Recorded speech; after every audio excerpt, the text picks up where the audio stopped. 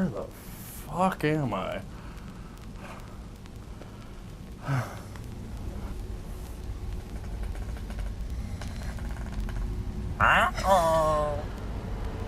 Excuse me. You're so stuck in the bacon do this time.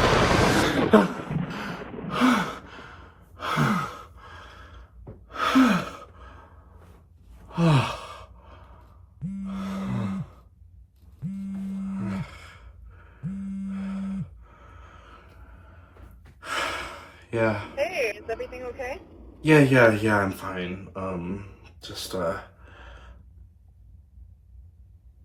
Misa had that dream again. Backrooms is directed by Kane Parsons and happens to be based off of his YouTube web series. It follows a man played by Chiwitel Ejiofor who owns this furniture store, and in the back of said store happens to discover a portal into a strange, surreal, trippy, liminal world, I guess is the best way you could put it. I mean, look, it's the Backrooms. That is to say, you probably already have some sort of idea of what the Backrooms are in your head, whether it be from that web series, or just in general from this whole Backrooms liminal art movement online. The way everyone always says, oh, this has Backrooms vibes, I feel like everyone knows what Backrooms vibes are. Kane Parsons directed that original web short when he was just a teenager, and I think he's only around 20 now. So the fact A24 went to this kid and gave him the resources to make this major release movie is a pretty awesome opportunity. I do have to admit, you can tell this is someone's first feature while watching it. Not even saying that necessarily is a bad thing, it is pretty damn good for a first feature if I'm being completely honest right off the bat. Chiwitel Ejiofor is a very renowned actor, and there are other really great actors in this movie, but certain aspects of their performances sometimes come off a little stilted. I get the impression Kane Parsons isn't super familiar with directing actors, especially big actors like this. And I'd say the weaker parts of this movie are whenever it is setting up character drama. The Backrooms honestly starts pretty slow, and it took a while for me to get fully invested. There's a pretty solid opening that is very similar to that original web short. I haven't seen any of the series beyond that first video, but it felt like it was a perfect bridge into doing a feature film version, starting the movie off with that found footage format. We do later in the movie return to that format, but that is how the movie's cold open ensues. But everything in this movie not taking place in the Backrooms is honestly somewhat subpar. I really do admire Kane's choice in this movie to have the protagonist be this older man who's struggling with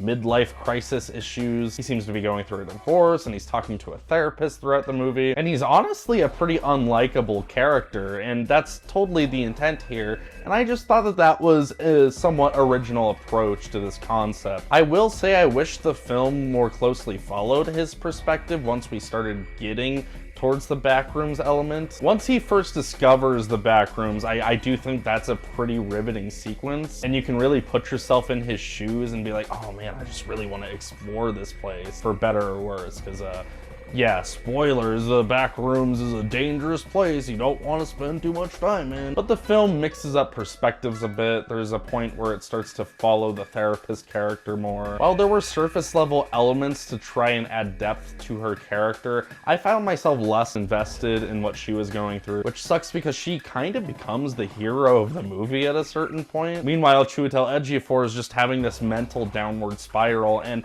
I feel like it would have been more interesting to put the audience in that uncanny headspace and make us feel like we're losing our minds as well. Because once the film starts committing a bit more to that avant-garde surrealism of the Backrooms, it is so close to touching complete greatness. There's even a scene that feels like it's bordering on like Inland Empire type territory. But because we're from that outside perspective, I don't feel like we're fully immersed within that liminal horror. And I guess that was a worry of mine going into this movie. When I saw the trailers, I couldn't help but feel like, at least for me, a big part of the appeal of the Backrooms is sort of that feeling of the unknown. And it just seemed like they were initially trying to shoehorn in a narrative about, oh, someone discovered the Backrooms and they're gonna try to experiment with it. And the movie doesn't really focus on that aspect of it nearly as much as I thought it would. And thankfully it does stick with that unknown terror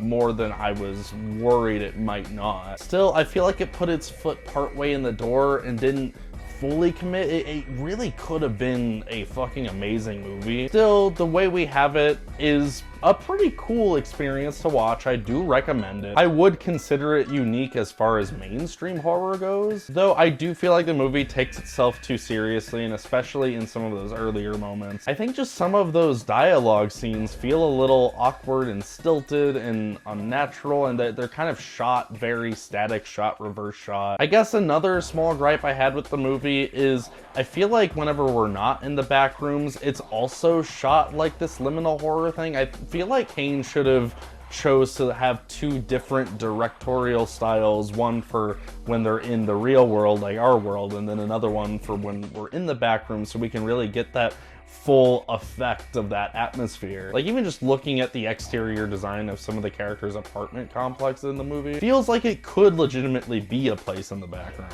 So even though there's a few dumb things in this movie, and I can't say I fully am in love with it, it is a great debut. It is worth watching. I recommend you check it out. I'm giving it a light 7 out of 10. Thanks for watching, guys. Hope you have a good one.